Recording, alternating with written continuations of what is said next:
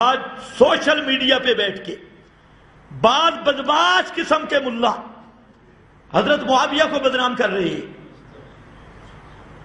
حضرت معاویہ پر تبرہ کر رہے ہیں۔ ان جاہلوں نے قرآن کو دیکھا ہی نہیں۔ ہم کہتے ہیں تم اپنے تبرہ کی دلیل لاؤ۔ حضرت معاویہ پہ تبرہ کرنے والوں اور بکواس کرنے والوں، چاہے یہ کوکب ظلمانی ہو یا وہ ابو جہل یا حنیف قریشی، یہ ہو، ہم چیلنج سے کہتے ہیں لاؤ اپنی دلیل، ہاتو برہانکم، جس کا نام دلیل ہو۔ میرے پاس قطعی دلیل ہے، میرے پاس قطعی دلیل ہے کہ پیغمبر کے صحابہ کفر بھی نہیں کر سکتے، فسق بھی نہیں کر سکتے، نافرمانی بھی نہیں کر سکتے۔ لہم مغفرۃ ورزق کریم، پیغمبر کے سب صحابہ یہ جنتی ہیں، ان کے لیے عزت کا مقام ہے، عزت کی روزی ہے، اور پیغمبر کی جماعت یہ وہ مقدس جماعت ہے جس کا دفاع اللہ نے قرآن میں کر رکھا ہے۔ حضرت معاویہ صحابی ہے کہ اس نے بکواس کیا، یہ رضا خانی شیطان نے، اس بدماش قریشی نے یہ بکواس کیا کہ ام المومنین حضرت عائشہ صدیقہ رضی اللہ تعالی عنہ، ان کو نبی کریم علیہ السلام نے فرمایا کہ مقام ہو اب، یہ حنیف قریشی کو بتا دینا یہ لفظ ہو اب ہے، وہ ہو پڑھ رہا تھا، لیاقت اتنی ہے، لفظ پڑھنے کا طریقہ نہیں آتا، بڑا مقام ہو ہے الو جہان کے، تجھے لفظ نہیں آتا، تو تبصرہ کرتے حضرت معاویہ پہ، اور تو تبصرے کرتے حضرت عائشہ پہ، اور روایت میں جو لفظ آ رہا ہے وہ بھی پڑھنا نہیں آیا۔ ہوب، ہوب کے کتے، ہوب، یہ ہوب کیا ہوتا ہے؟ یہ ہے ہو اب پر وزن کوکب، ہو اب مقام ہے، غوب نہیں ہے۔ شکر ہے تو نے ہب نہیں پڑھ دیا، تو اسے یہ بھی کوئی بعید نہیں، تو تو ہب بھی کہہ سکتا تھا، ہب یب۔ کوئی بندہ آیا نا سعودیے سے، اس نے دیکھے ادھر پاکستان میں لکھا تھا حبیب بینک، اس نے پڑھا ہب یب بینک لم یٹڈ،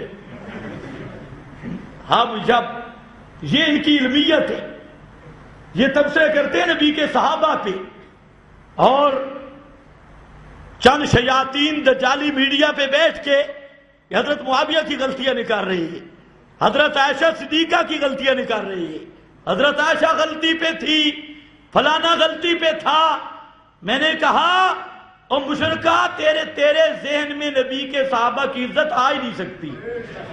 نبی کے صحابہ کی عزت آتی ہے حلالی کے ذہن میں، اور مشرک رہ کر روحانی ولد الحرام ہوتا ہے، روحانی حلالی نہیں ہوتا۔ صحابہ کی عزت آتی ہے پاک سینوں میں، وہ خود پاک ہیں، پاکوں کو پسند پاک کرتی ہیں۔ الطیبات للطیبین، خبیث آدمی کے دل میں صحابہ کی عزت آ ہی نہیں سکتی۔ خیر بہرحال کہتے ہیں مقام حوب کے کتے بھونکیں گے، تو حضرت عائشہ وہاں پہنچی تو مقام حوب کے کتے بھونکنے لگ گئے۔ پورے چیلنج سے کہتا ہوں، حنیف قریشی نہیں، احمد رضا بھی تیرے نزدیک قبر میں زندہ ہے اور میرے نزدیک جہنم میں، تیرے نزدیک قبر میں زندہ ہے، اس سے بھی مدد مانگ لے اور اس حدیث کی سند ثابت کر۔ مقام حواب کے کتے، اس کی سند ثابت کر، اور تیرے اگلے پچھلے بابے دادے جمع ہوں، اس روایت کی صحیح سند ثابت نہیں کر سکتے، تو پھر مجھے حق بنتا ہے ام المومنین پہ وہاں مقام حواب کے کتے نہیں بھونکے تھے، ام المومنین پر یہ پنڈی کا حنیف قریشی کتا بھونک رہا ہے۔ یہ کتا بھونک رہا ہے. توجہ ہے؟ ناراض تو نہیں ہو رہے؟ خیر، مقام ہوا پہ کہتے حضرت معاویہ کی خطا معصیت تھی، خطا معصیت تھی. میں قرآن پڑھو، قرآن ختمہ سے رکھے. اس کا معنی کیا ہوگا؟ کرا الیکم الکفر والفسوق والعصیان. قرآن کہتا ہے پیغمبر کے صحابی معصیت کرتے نہیں، عصیان ان کے قریب آتا نہیں. اور تو کہتے ہے خطائے معصیت.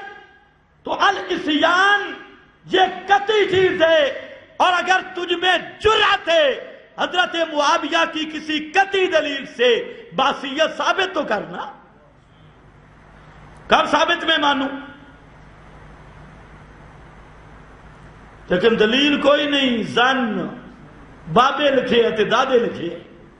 یہاں زن شان نہیں چلے گا. ان الظن لا یغنی من الحق شیئا.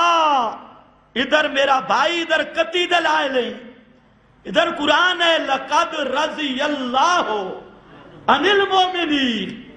ادھر کتب فی قلوبہم الایمان حبب الیکم الایمان امتحن اللہ قلوبہم للتقوی اولئک علی ھدی من ربہم. ادھر تو قطعی دلائل ہیں، تھوک کے دلائل ہیں. 600 سے زائد آیات وہ صحابہ کی مدح کر رہی ہے، صحابہ کی تعریف کر رہی ہے. اور اصل مصیبت یہ ہے ان مولویوں کو یہ ضابطے قانون آتے ہی نہیں. نہ کسی قانون سے یہ خود آئے، نہ انہیں کوئی قانون آتا ہے. یہ خود بھی بے قانونے آئے اور نہ انہیں کوئی ضابطہ قانون ہے. حالانکہ یہ قانون جو میں ذکر کر رہا ہوں اس آیت کے تحت پوری امت کا اجماعی قانون ہے کہ ذنی چیز سے عقیدہ ثابت نہیں ہوگا، اور ذنی چیز قطعی چیز کا مقابلہ نہیں کر سکتی. اب میں چیلنج کرتا ہوں دشمنان معاویہ کو، حضرت معاویہ کے ساتھ دشمنی رکھنے والوں، اندر کے خبیث رافضیوں، اوپر سے اپنے آپ کو سنیت کے لبادے بھی چھپانے والے تقیہ بازوں، اگر تم میں ہمت اور جرأت ہے، آؤ حضرت معاویہ کے خلاف صرف ایک دلیل پیش کرو جو دلیل قطعی ہو. ورنہ زن اور تیری روایات، تیرے اقوال اور حضرت معاویہ یا کسی صحابی کو بدنام کرنے کے لیے تاریخی روایات ہوں، کتابیں ہوں، بزرگوں کی باتیں ہوں، ان باتوں کو تو ہم جہنم میں مار سکتے ہیں. پیغمبر کے صحابی پہ کیچڑ اچھالنا قطعاً برداشت نہیں کرتے.